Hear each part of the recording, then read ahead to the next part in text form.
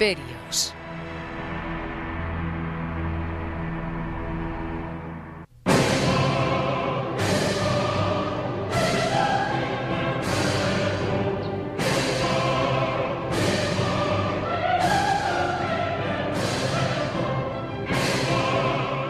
Los fieles se estremecían de frío.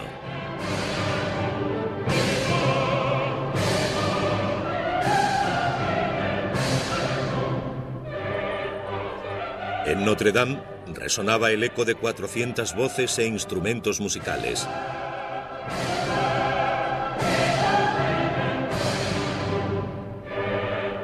Napoleón Bonaparte estaba a punto de ser coronado emperador de Francia. Si tengo alguna ambición, decía, es tan innata, está tan íntimamente relacionada con mi existencia, que es como la sangre que circula por mis venas.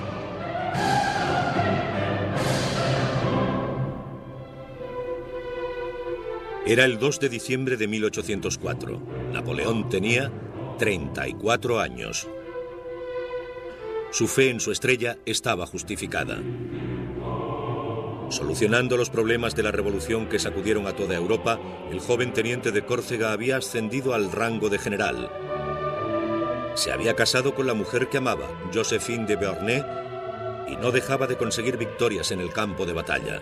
Se había convertido en el personaje más poderoso de Francia. Y allí estaba aquel joven corso derribando a auténticos imperios, haciendo que los reyes perdieran sus coronas, provocando una fe mágica en él.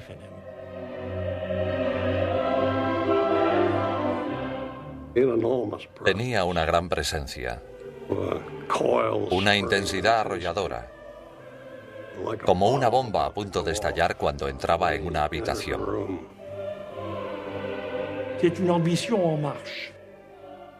Era un ambicioso en acción. A medida que pasaba el tiempo, solo confiaba en sí mismo. Se consideraba invencible.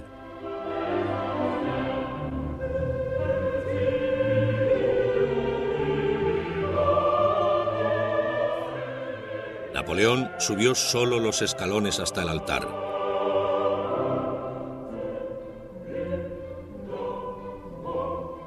Tomó la corona con sus propias manos y la alzó. Después, él mismo se la puso. Napoleón.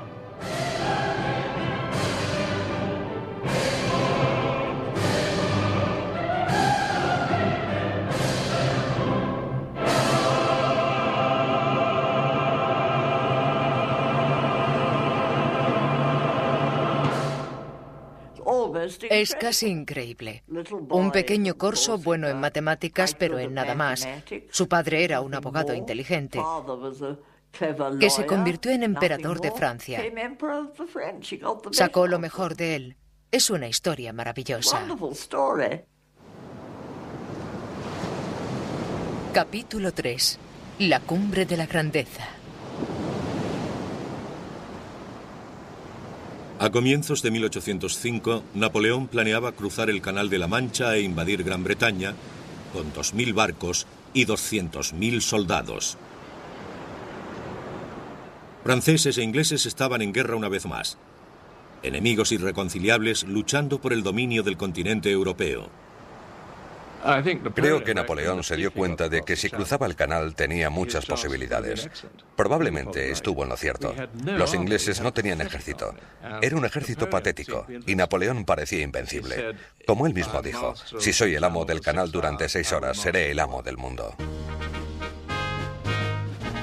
Te llevaré a Londres, le dijo a su emperatriz Josefina. Quiero que la mujer del César moderno sea coronada en Westminster. Para los británicos, Napoleón parecía capaz de las más fantásticas hazañas. Podía volar sobre el canal o excavar un túnel bajo él. Como si del hombre del saco se tratase, Bonnie, como le llamaban, podía llegar en cualquier momento. Los ingleses le menospreciaron. Las caricaturas de la época eran feroces.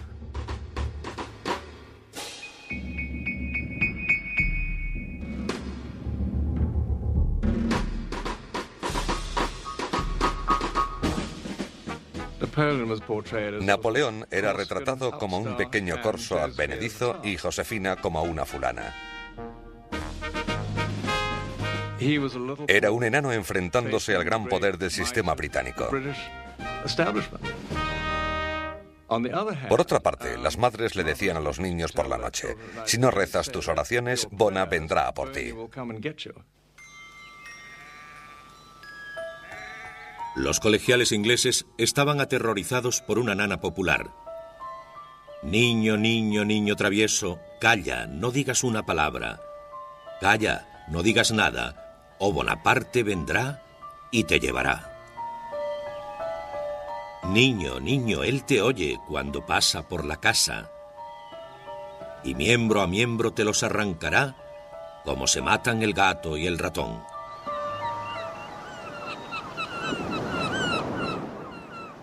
Pero Napoleón necesitaba barcos para cruzar con sus hombres el canal, y su flota no igualaba a la inglesa, la fuerza marítima más poderosa del mundo. La Marina Real siempre estaba allí y Napoleón decía desesperado: vaya donde vaya, siempre me encuentro con la Marina Real. En agosto de 1805 se dio cuenta de que no podía invadir Inglaterra todavía.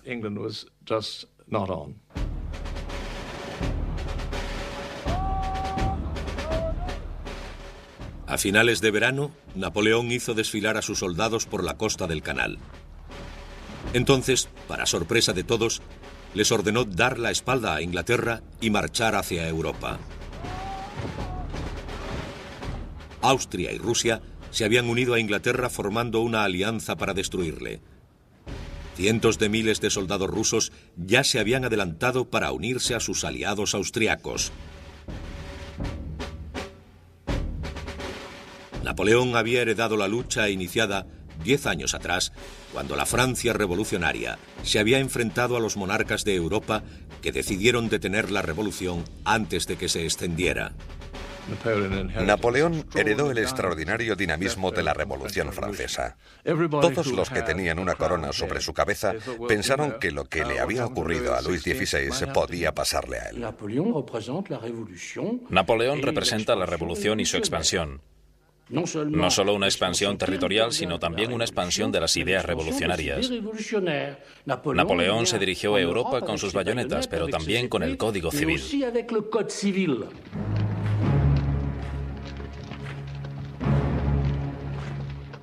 Cansados después de tantos meses de espera, sus soldados estaban ansiosos por luchar. Eran muy disciplinados, endurecidos veteranos de las guerras en Italia y en las tierras del Rin. Napoleón les llamó el Gran Ejército. Tenía un puñado de hombres duros, entrenados y fuertes que se conocían. Había generales y civiles. Él solo tenía que arengarles. Eran los hombres más temidos del continente.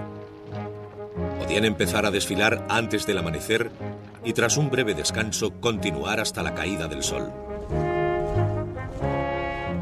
El emperador ha descubierto un nuevo modo de dirigir la batalla, dijo un soldado. Hace uso de nuestras piernas en vez de usar nuestras bayonetas. Imagínense tener que transportar entre 20 y 40 kilos de raciones, mosquetes y cartuchos. La mayoría de los soldados eran granjeros crecidos en la miseria y acostumbrados a andar todo el día. Estos hombres solían marchar 45 kilómetros al día. Marchaban durante horas, paraban y volvían a caminar durante 3 o 4 horas más hasta que paraban de nuevo. Comían mientras andaban.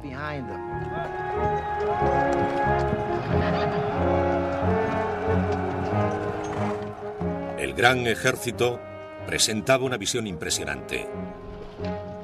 Los espléndidos uniformes ayudaban a los soldados a sentirse más fuertes, más grandes y valientes de lo que eran. Les hacían olvidar los brutales acontecimientos de la guerra. Lucharían por riqueza, por la gloria de Francia y por devoción a su emperador.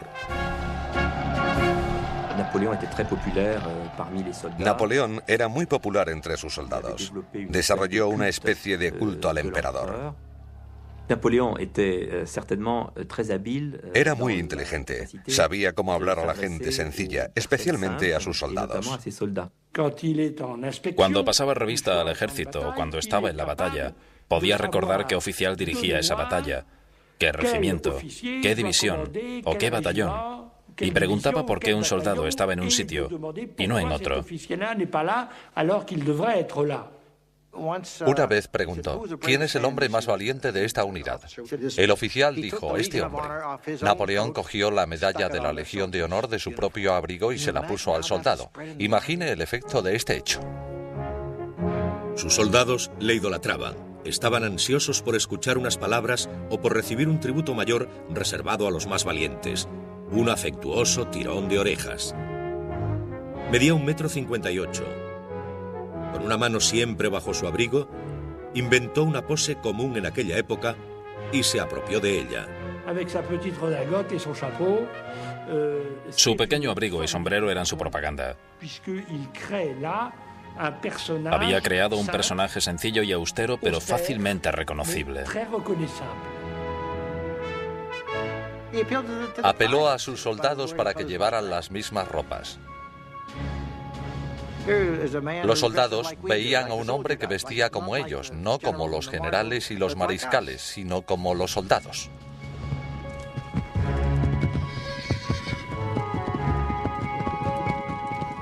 Napoleón guiaba a sus hombres con mano dura, pero él seguía el mismo ritmo.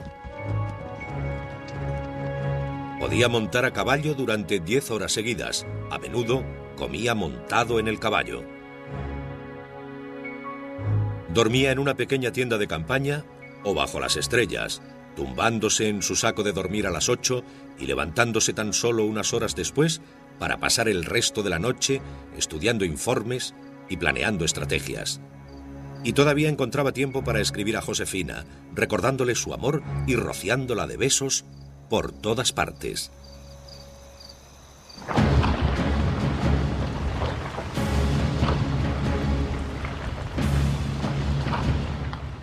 El verano dejó paso al otoño. Los soldados de Napoleón se adentraban cada vez más en Europa.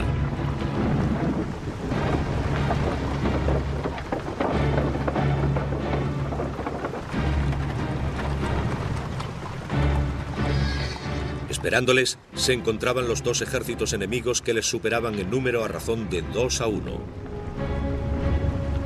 Rusos y austriacos planeaban vencer a los franceses gracias a la superioridad numérica. Los rusos y los austriacos pensaron que podrían con él fácilmente.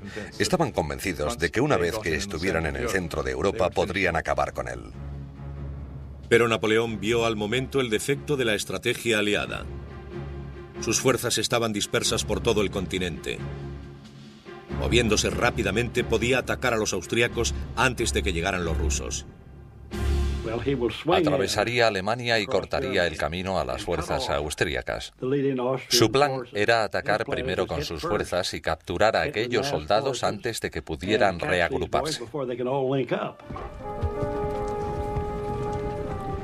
En menos de 6 semanas, los franceses llegaron al Danubio y capturaron por sorpresa al ejército austriaco del general Karl Marx.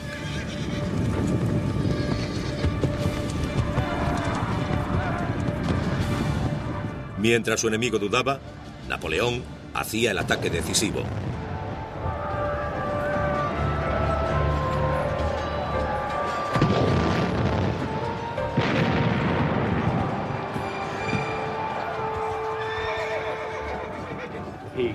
Cuando él apareció detrás de ellos, cualquier general sensato hubiera huido. Pero el general austríaco Mack decidió luchar y mantuvo su posición, por lo que Napoleón le rodeó con su ejército y le aisló, obligándole a rendirse en cuestión de días.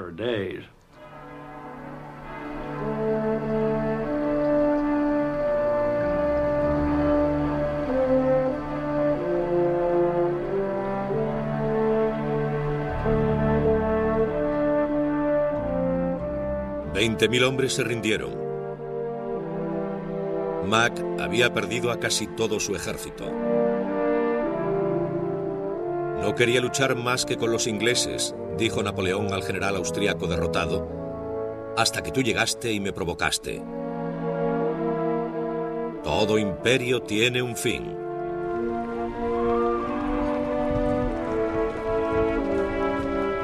Ahora nada se interponía entre Napoleón y Viena.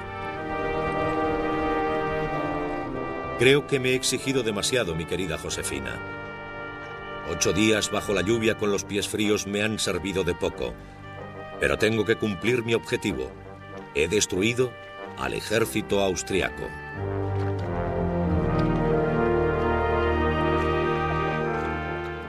Napoleón se había movido a gran velocidad con 200.000 hombres marchando 750 kilómetros en 40 días. Ya había derrotado a la mitad del ejército austriaco.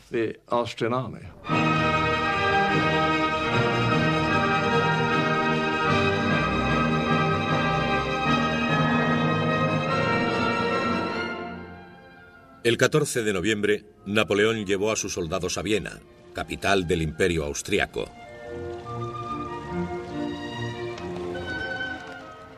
El emperador Francisco I había huido, dejando sus palacios y jardines al enemigo.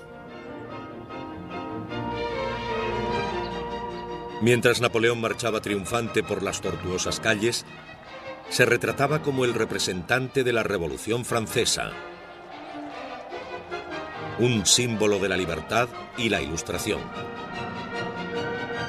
Pero muchos de los que antes le habían venerado ahora habían cambiado de opinión, incluyendo a Ludwig Beethoven. Cuando Napoleón decidió coronarse emperador, Beethoven le denunció por vulgar, una persona que se había rebajado al nivel de un rey ordinario. Beethoven había dedicado su tercera sinfonía al primer cónsul Bonaparte. Ahora había borrado su nombre con furia. El emperador Napoleón dijo: no es nada más que un simple mortal. Pisoteará los derechos humanos y se convertirá en un tirano. 2 meses antes, Napoleón había acampado cerca del Canal Inglés. Ahora los vieneses le entregaban las llaves de la ciudad. Pero su triunfo se ensombreció por un desastre.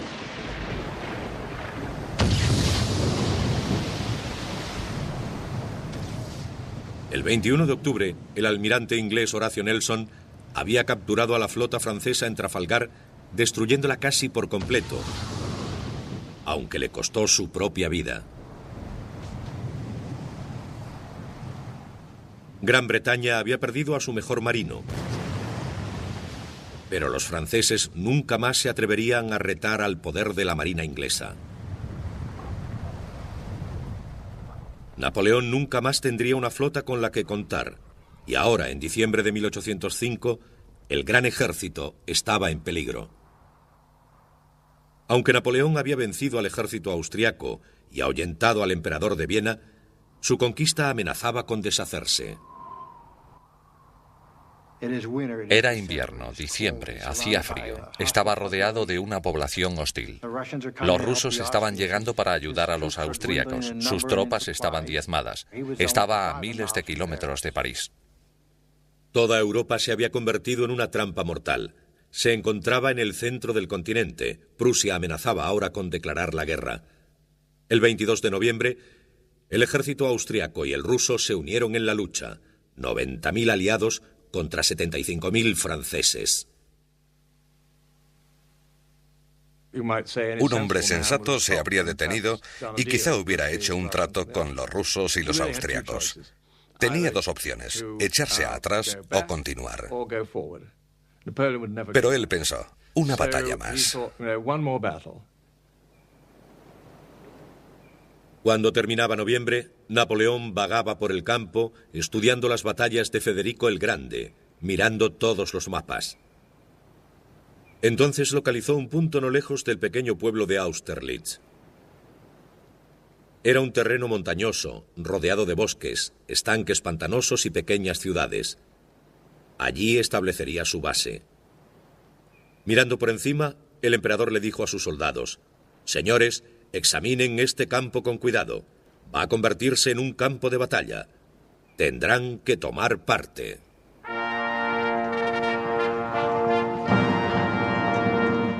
$70.000 soldados rusos también tomarían parte, dirigidos por el propio zar Alejandro. Con solo 28 años, le dijo a uno de sus ayudantes: estoy ansioso por experimentar y ganar una batalla. Quería cubrirse de gloria al derrotar al invencible Corso.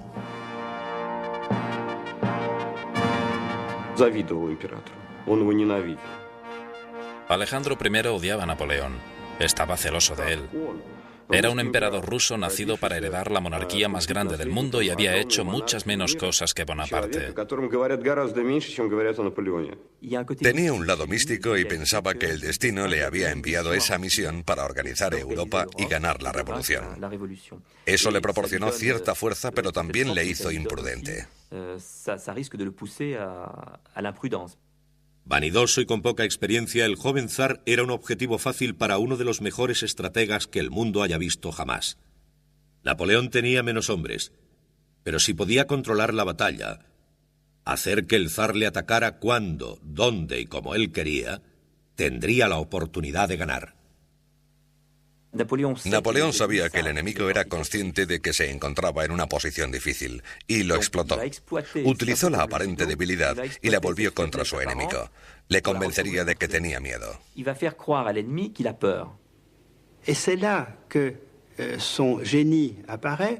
Así es como demostraba su ingenio. Haría pensar al enemigo que era más débil de lo que realmente era para que éste atacase primero.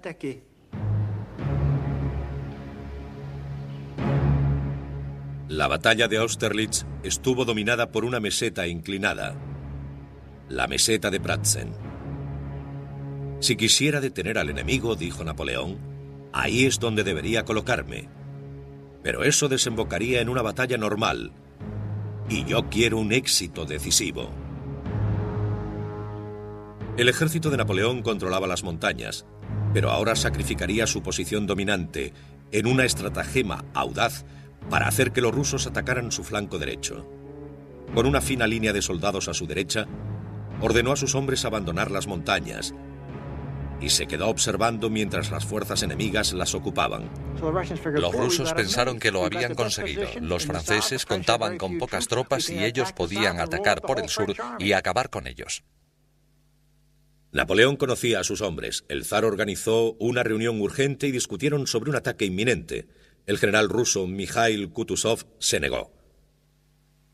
Ciego de un ojo por una herida de guerra, el veterano borrachín despreciaba a sus aliados austriacos y temía a Napoleón. Kutuzov intentó calmar el fervor del zar. Presintió la trampa. Quizá no la entendió, pero la presentía. Era un viejo zorro. Advirtió a Alejandro que esperara, pero no le hizo caso. Era un joven zar ruso. Tenía más hombres que Napoleón y no podía aceptar la idea de que Napoleón no fuera vencido. También estaba rodeado por jóvenes soldados de las familias más aristocráticas de Rusia y dijo: Napoleón debe ser derrotado cuanto antes. Pensaban que Napoleón les tenía miedo y que debían atacarle cuanto antes. La lógica del plan de batalla era correcta, pero olvidaron contra quién iban a luchar.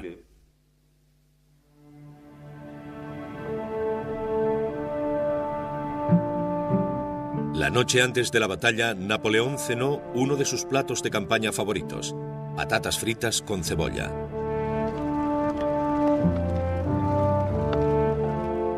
Por todo el campo francés, sus soldados cantaron sus sonatas nocturnas.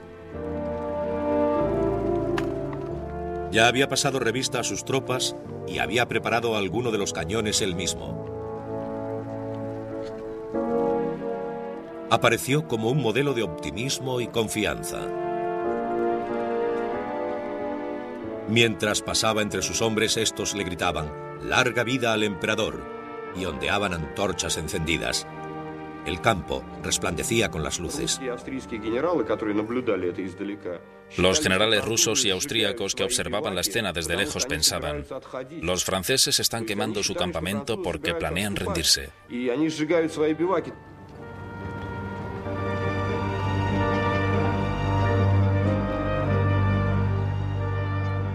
Era el 2 de diciembre de 1805, el primer aniversario de su coronación.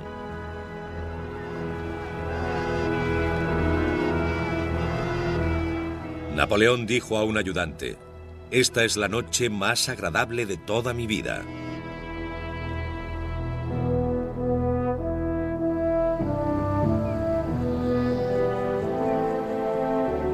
El amanecer llegó con una niebla impenetrable. Las alturas de Pratzen flotaban como una isla sobre un mar de niebla.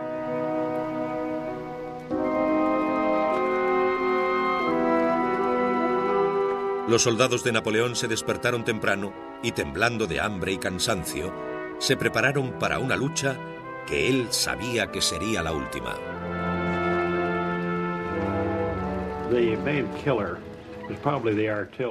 El arma más poderosa era probablemente la artillería. Disparaban, atacaban y mataban. Cuando se acercaban en combate cuerpo a cuerpo, se luchaba con bayoneta, lo que era mortal. Había más muertos que heridos.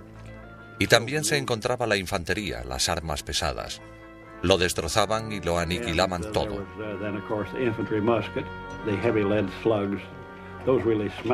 Los modernos rifles de balas hacían un agujero limpio, pero este batallón desgarraba cuerpos y los dejaba con los huesos fuera.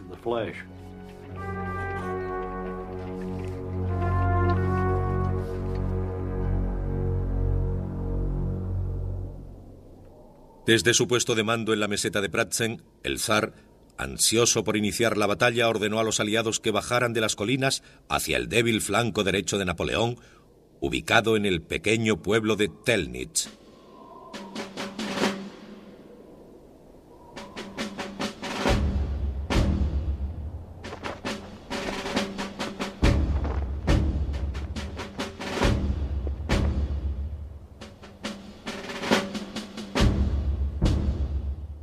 Napoleón se sorprendió cuando vio que 2 divisiones de soldados se habían sumado desde Viena. Habían cubierto los 100 kilómetros en solo 2 días. Napoleón puso refuerzos donde menos lo esperaban y más rápido de lo que nadie pueda imaginar.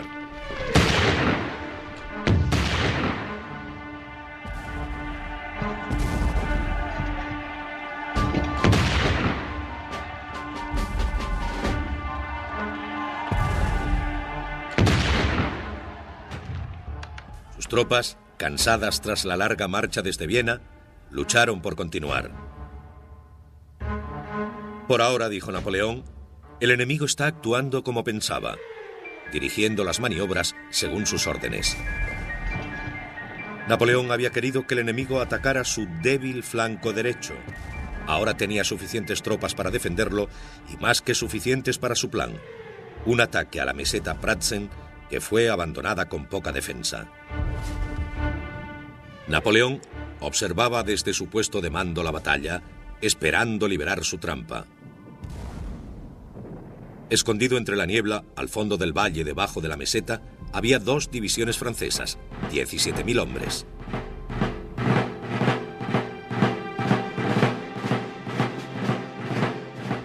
Napoleón dio la orden de avanzar. Un ataque rápido, dijo, y la guerra habrá terminado. La niebla era tan densa que los soldados franceses casi no podían ver a 10 pasos delante de ellos. Cuando el sol empezó a salir, el ejército de Napoleón apareció entre la niebla.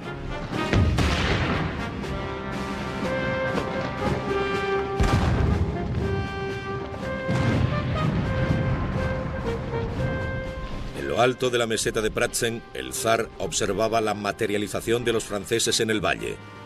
«Han salido del cielo», le dijo a un ayudante. «Su Majestad», le replicó un ayudante, «debería decir que han salido del infierno».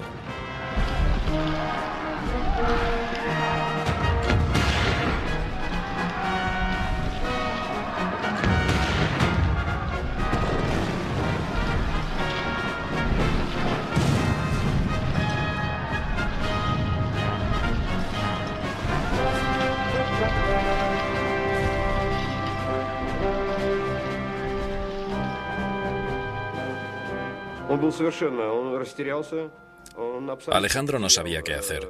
Estaba absolutamente perdido. Desde ese momento perdió completamente el control sobre su ejército. Después del pánico en la meseta, ya no volvió a participar en la batalla.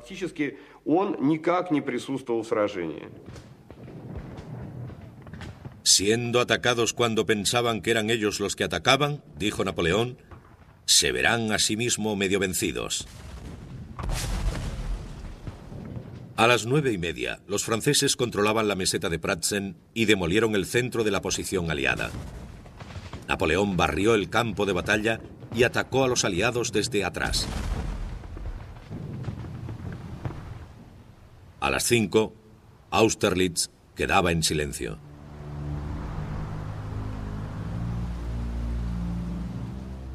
$9.000 franceses murieron o resultaron heridos, junto con 16.000 rusos y austriacos.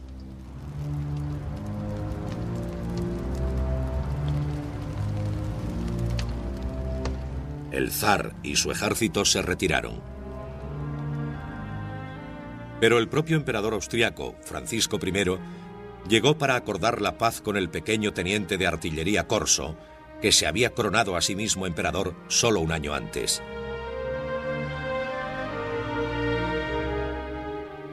Hoy se ha librado una batalla, escribió Francisco a su mujer, de la que no hemos salido bien librados. Napoleón escribió a Josefina: he vencido al ejército ruso y al austriaco dirigidos por 2 emperadores. Estoy un poco cansado. Te abrazo.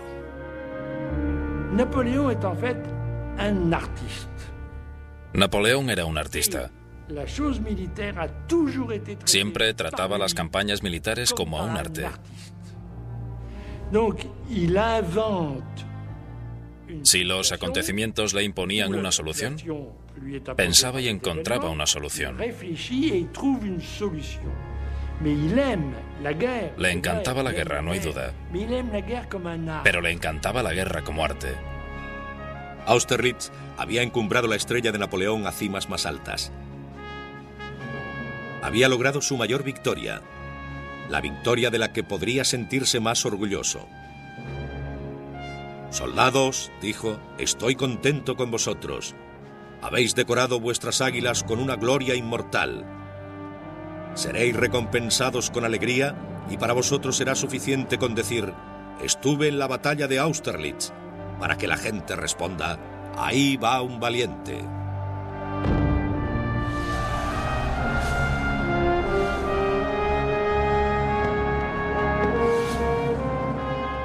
En Francia la victoria causó un gran revuelo. La paz parecía al fin asegurada.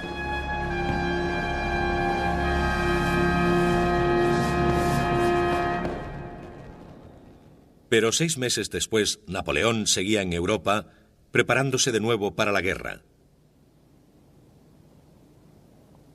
Entre los soberanos establecidos, dijo, la guerra nunca va más allá de la posesión de una provincia o una fortaleza. Pero para mí, el riesgo significa siempre mi existencia y todo el imperio. La conquista me ha hecho ser lo que soy. La conquista me mantiene aquí.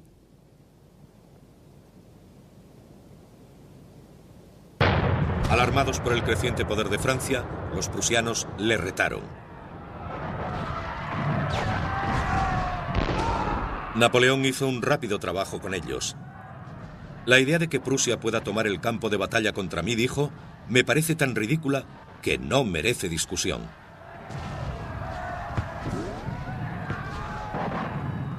En menos de 3 semanas, hizo rendirse a los prusianos tomando 140.000 prisioneros y dejando 25.000 muertos o heridos. El poder del ejército prusiano había sido destrozado por completo.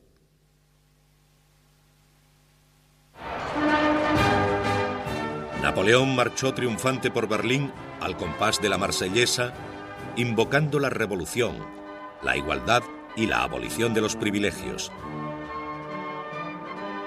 Ahora el amo de la Europa occidental acababa con las leyes feudales y obligaba a los países que había conquistado a aceptar las nuevas leyes que había creado para Francia, el Código Civil. Pero él no gobernó en nombre de la libertad.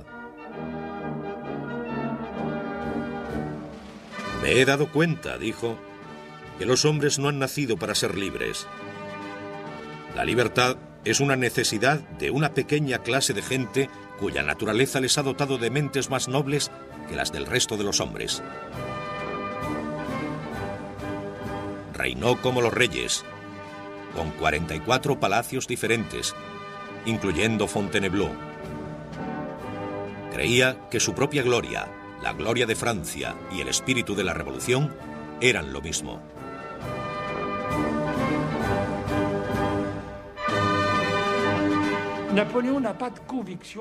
Napoleón no tenía unas profundas convicciones políticas. Amaba el orden, amaba la autoridad, amaba las organizaciones bien dispuestas.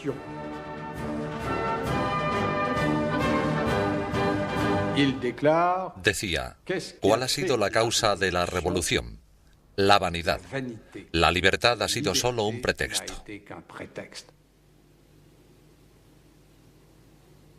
Tenía 37 años. Su genio como general había transformado a Francia en imperio de muchas naciones.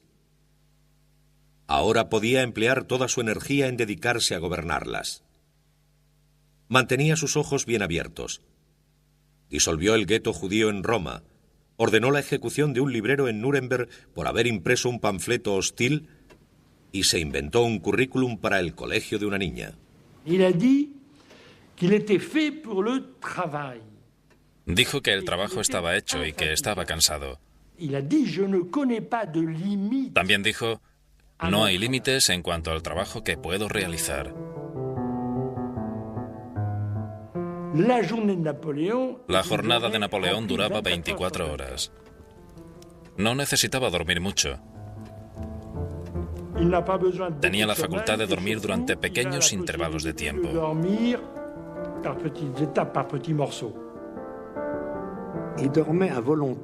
Dormía cuando quería, se sentaba en una silla durante 5 o 10 minutos. Esa era su gran fortaleza. Ordenaba incluso en sueños.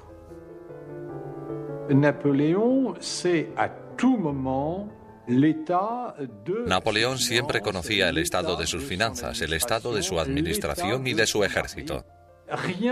No se le escapaba nada y prácticamente nunca delegaba en nadie.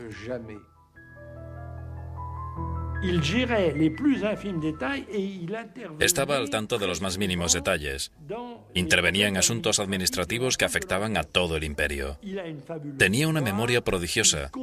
Entendía todo rápidamente. Tenía una gran mente analítica. Podía pensar en varios problemas a la vez y dictar varias cartas a sus secretarios. Lo hacía tan rápido que sus secretarios a veces no daban abasto. Podía dictar 125 cartas, planear la organización del gobierno y la artillería, el número de botones de un abrigo y conferencias en un día. Los momentos de relax de Napoleón eran muy breves. Le gustaban los baños calientes y ordenaba a su ayuda de cámara que le rociara con agua de Colonia. A Napoleón le gustaba mucho el agua de Colonia. Se lavaba cuidadosamente los dientes. En aquella época no había pasta de dientes, pero lo hacía con mucho cuidado. Cuidaba mucho su aspecto personal. Las exquisiteces le aburrían. Prefería el pollo cocido con cualquier tipo de salsa y los macarrones con queso parmesano. La verdad es que no era un sibarita. No se preocupaba de lo que comía y comía muy rápido. Sus cenas duraban 15 o 20 minutos, mientras que el resto de la gente tardaba 2 horas y media. Como miembro de familia corsa, convirtió a sus hermanos y hermanas en miembros de la realeza. Luis se convirtió en rey de Holanda, José en rey de Nápoles y Jerónimo en rey de Westfalia. Necesito a mi familia para estabilizar mi dinastía, decía. Si distribuyera los tronos de acuerdo al mérito, tomaría unas decisiones diferentes. Hizo a su hermana Carolina reina, a Paulina princesa y a Elisa duquesa. A su madre la recompensó con el título de Madame Mère.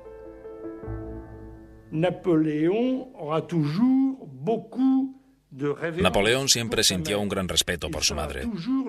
Siempre había sido el niño de su madre, incluso cuando se nombró emperador. Ella estaba encantada con su éxito, pero temía que no durara mucho tiempo. Se dice que solía decir con su acento corso: durará mientras dure.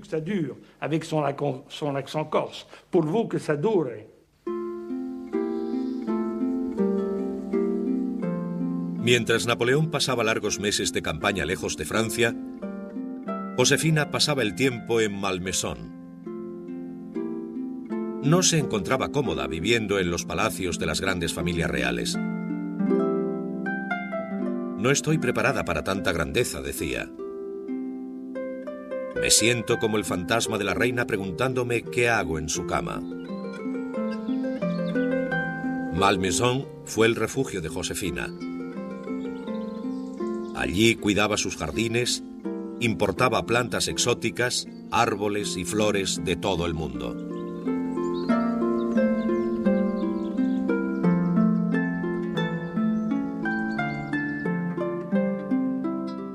Aunque Napoleón ya no era un joven inexperto, intoxicado por sus exóticos encantos, se seguía sintiendo muy atraído por ella. Me considera, le contó Josefina a una amiga, uno de los rayos de su estrella. Napoleón encontró en Josefina a una mujer con la que hacer realidad todos sus deseos. Era una emperatriz admirable. Se complementaban perfectamente. Como decía Napoleón, yo gano las guerras y ella se gana el corazón de la gente. Josefina parecía cada vez más enamorada, aunque ambos discutían con frecuencia. Él le echaba en cara que gastara casi 1 millón de francos al año solo en ropa.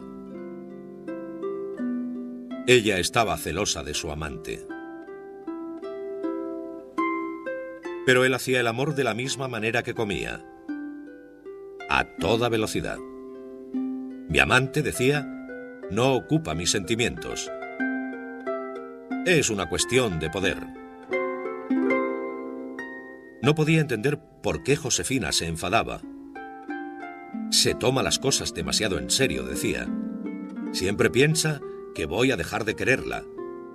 ¿No puede entender que el amor no es para mí?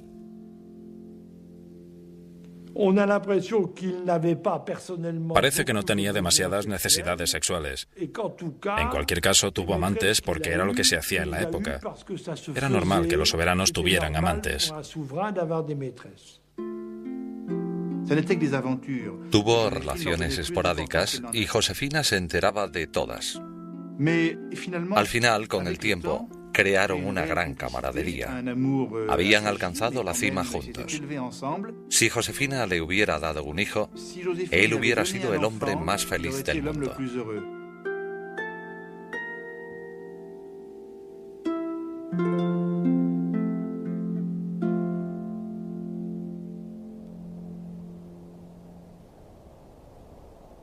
Cuando 1806 estaba a punto de terminar, Napoleón seguía en guerra. Austria y Prusia se habían rendido, pero los rusos, cubiertos de sangre en Austerlitz, y Gran Bretaña, potencias mundiales en el mar, seguían siendo peligrosos enemigos. Contra Inglaterra hizo una guerra económica, un bloqueo continental, prohibiendo a los países europeos que comerciaran con las islas británicas. Para vencer a Rusia, marchó con sus soldados hacia Polonia. La justificación de Napoleón era que había que hacer la guerra contra los adversarios y vencerlos a toda costa. Si alcanzaban Polonia, haría que los rusos capitulasen, y eso era lo que él pretendía.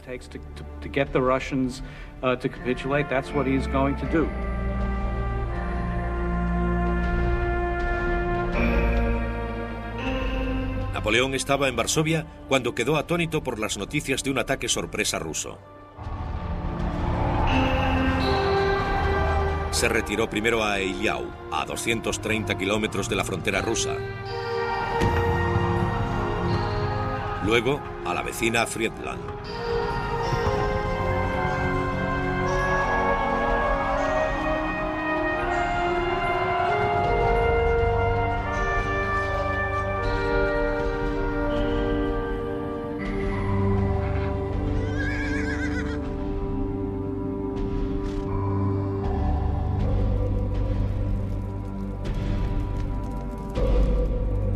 La matanza en las dos batallas fue devastadora. 70.000 soldados franceses y rusos murieron o fueron heridos.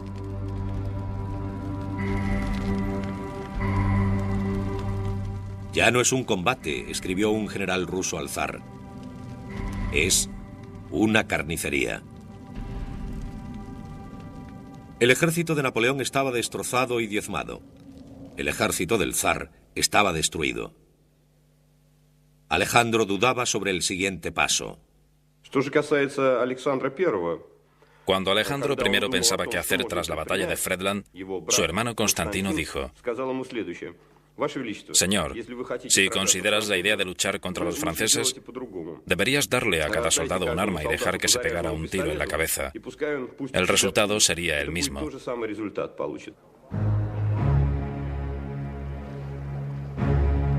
El 25 de junio de 1807, Alejandro viaja a Tilsit, en la frontera occidental del Imperio ruso, para hablar de paz con el emperador de Francia. Para personificar su similar estatus, se encontraron en un brezal en el centro del río Niemen, la frontera entre Rusia y Europa.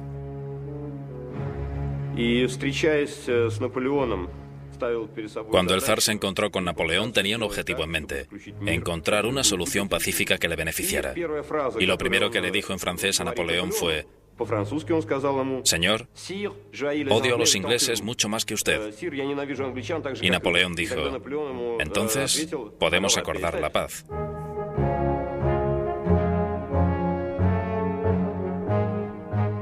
Los términos de la paz de Napoleón fueron generosos. No exigió ningún territorio ruso. A cambio, el zar aceptó convertirse en aliado de Francia, unirse al bloqueo continental y negarse a comerciar con Gran Bretaña. Napoleón quería tener a este aliado y estaba preparado para sacrificarse por ello. La alianza entre Rusia y Francia, dos grandes imperios, obligaría a los ingleses a acordar la paz. Finalmente, habría paz en Europa.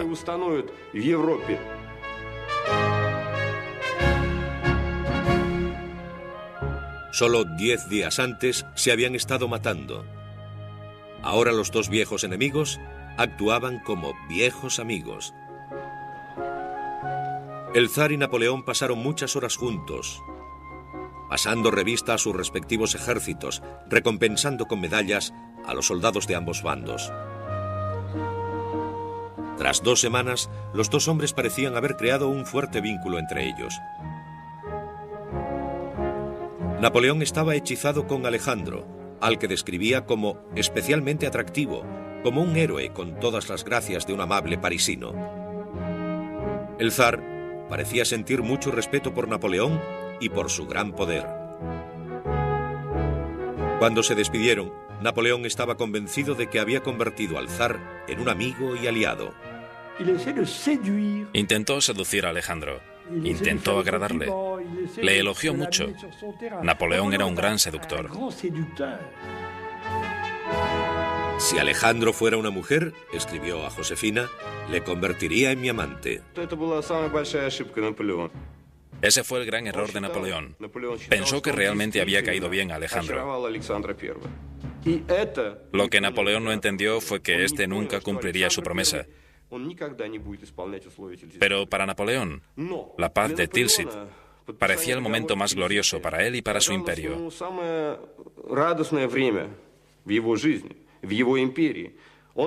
Volvió a París en julio de 1807 rodeado de grandes celebraciones.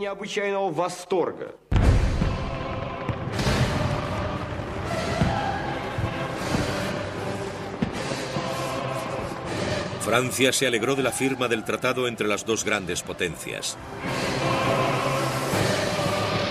Una vez más, la paz en Europa parecía asegurada.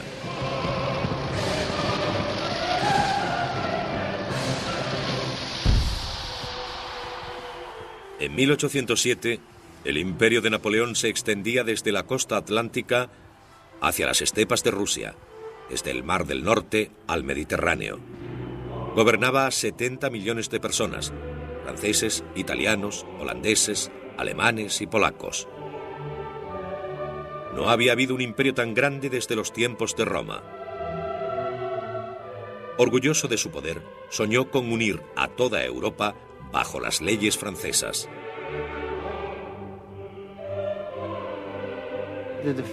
La derrota de Rusia y Prusia fue tan abrumadora que Napoleón estaba asombrado por el éxito.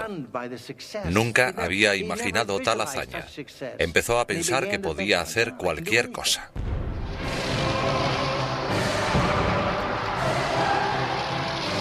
Su estrella había alcanzado la cumbre.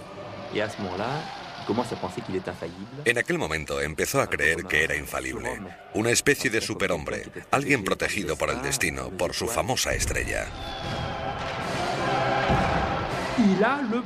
Tenía un poder absoluto en Europa y su orgullo era enorme, porque era un antiguo teniente de artillería que había llegado a lo más alto.